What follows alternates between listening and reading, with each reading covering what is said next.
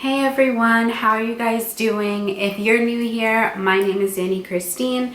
I'm a childcare business owner, consultant, and wannabe lifestyle content creator here on YouTube. Now, if you're watching this video, first and foremost, I hope that you are healthy and well as your family, friends. And if you're a childcare provider, I hope that you are doing well in your business and that your children and staff and their families are doing good, because as you know, there is craziness going around with this pandemic called coronavirus. I already feel pretty late to add my 2 cents into the conversation surrounding coronavirus and childcare. If you are a childcare provider, then more than likely this coronavirus situation has impacted your program in one way or another.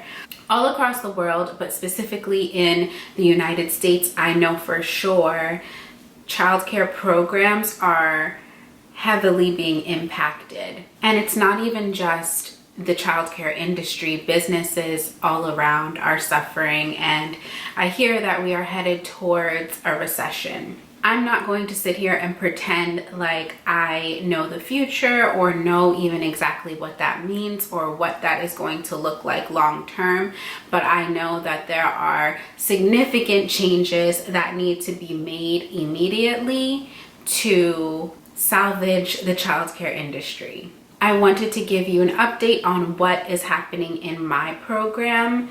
I currently own a daycare center in Long Island, New York. I know that there are certain states or certain counties throughout the country where governors have chosen to indefinitely close daycare programs or for a certain period of time. New York specifically right now, as of Tuesday, March 24th, has made it known that childcare is an essential service. And while 100% of non-essential businesses are forced to close right now with no guidance on when they can reopen, childcare is not one of them. We are exempt from that executive order of having to close.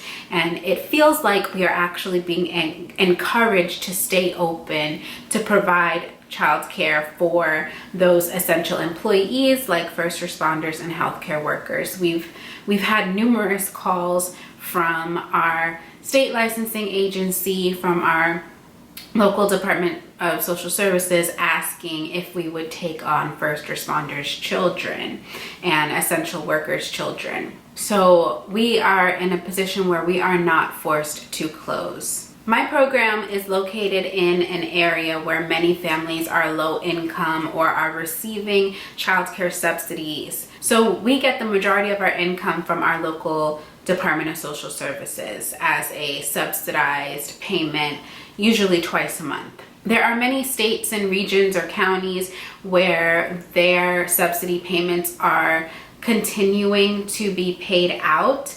There's something called the Office of Childcare on like a federal level, where the local subsidy payments really come from, the grant that was established on a federal level. And the federal government offered flexibility for these local counties or lead agencies to have the flexibility to make their own decision of whether or not they would continue to make payments to providers, regardless of whether the program is open or closed, or just all around gave different options for continuing to issue payments. Unfortunately for us, our local Department of Social Services has chosen to not issue payments if we close, which is really scary to think about, because if you look at the statistics of how this virus is spreading and how it's moving, it's highly likely that most of us are gonna get it. And while that's scary to say, again, if you look at the statistics, most of us, especially children, will be fine as long as, you know, our immune systems are not compromised and we're healthy. But still, in order to prevent spreading to those who will not be okay if they get it, we are going to be forced to close our program. And I would assume that would be for a period of 2 weeks, because that seems to be the recommended quarantine time if there's a possibility of exposure. So if we do have to close our program for those 2 weeks, we're not going to get paid for it. And again, like I said, we're in a lower income area where the majority of our families cannot afford to pay the tuition. So it's not even like we could collect from our families to secure their space, because our Department of Social Services isn't going to continue to pay us. It really just honestly seems a little shady, and I don't really understand. So, but it is what it is. As far as our attendance and enrollment goes during this period, I know this is a important topic for daycare providers who do not receive childcare subsidy payments, because there are a lot of families that are choosing to keep their children home to practice social distancing, or maybe the parents aren't working anymore, or they just feel more comfortable keeping their kids home at this time. And if you are a provider that heavily relies on parents giving you money out of their own pockets, and those parents are choosing to keep their children home, then you're not receiving your normal income. And as a result, that might make you feel really scared, because we really don't know how long this is going to go on. We don't know how long parents are gonna keep choosing to keep their children home. And it's hard. For us, we do continue to be paid by our childcare subsidy for a certain number of absences every month. It's not the full month, but it is helpful as long as those children maintain enrollment with us. And we've only had a handful, I think only like 2 or 3 students who have chosen to withdraw from the program, and they were all private paying families anyway. So as long as we stay open, we might not see a huge drastic change in our income like most facilities that are predominantly privately paid would, if that makes sense. We are seeing very low attendance though. So we're currently only seeing between 20 and 25% of our children actually come to the building every day. That means between 75 to 80% of our students that would normally be coming to us are staying home because their parents are choosing to social distance from the world, or they're working from home, or they're not working anymore. So we're seeing very low numbers, and this is financially stressful for us, only because if all these children continue to stay home over time, over the next couple of months, our income is going to decrease.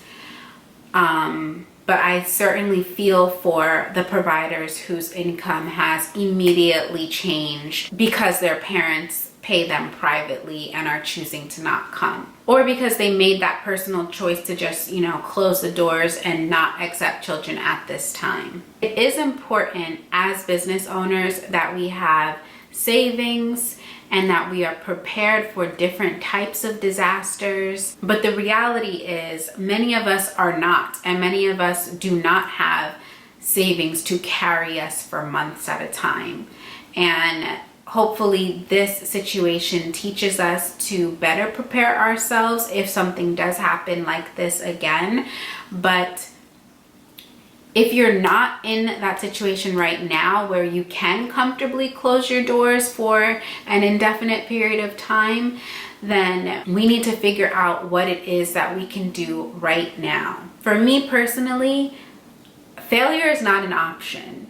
I will have to be dragged out of my business kicking and screaming for me to close my doors permanently. We made a lot of adjustments to our operations, and we are staying open for as long as we can with the support of our licensing agency and with the support of our state and our governor. They have made it Again, New York State has made it well known that childcare is an essential service necessary for first responders, healthcare workers, and other essential businesses like supermarkets, pharmacies. For those workers to go to work, they need childcare.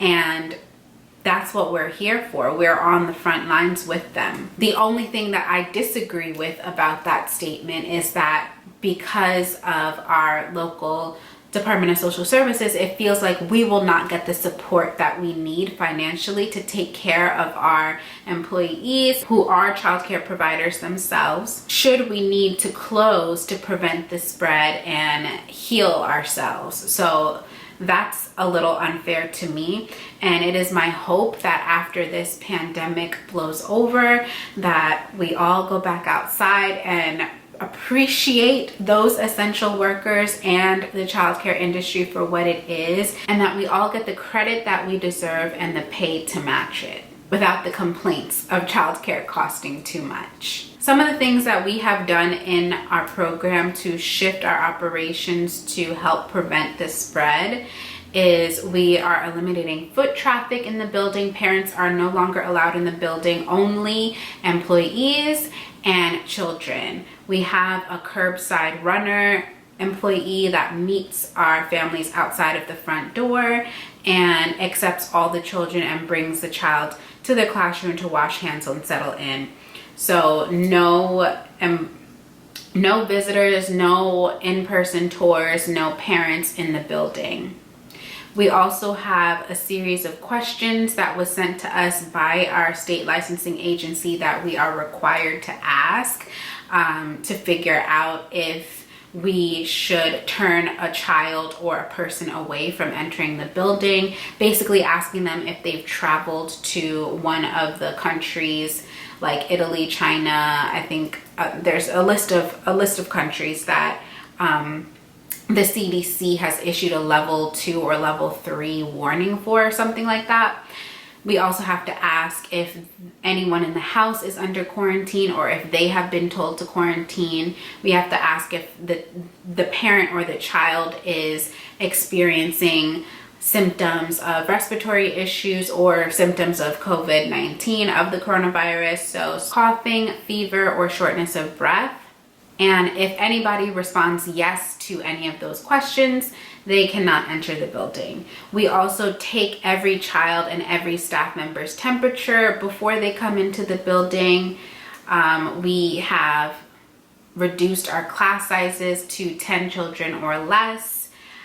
There's just different precautionary measures that we have put into place, and we outlined this on our website and by email blast to our families, and also for anybody that needs childcare currently, for them to see. I would suggest that if you're a program that is trying to stay open because you have to in order to make sure your business survives, then come up with an action plan if you don't have one already. I'm sure you all do by this point because I am putting this video out a little late, but if you don't and you need to open, come up with an action plan. If your state or region allows you to be open and they consider your service, they consider childcare to be an essential service like New York does, and you know that you need to open or stay open, then come up with an action plan, outline what it is that you're going to do to keep the children and staff safe and healthy in your building,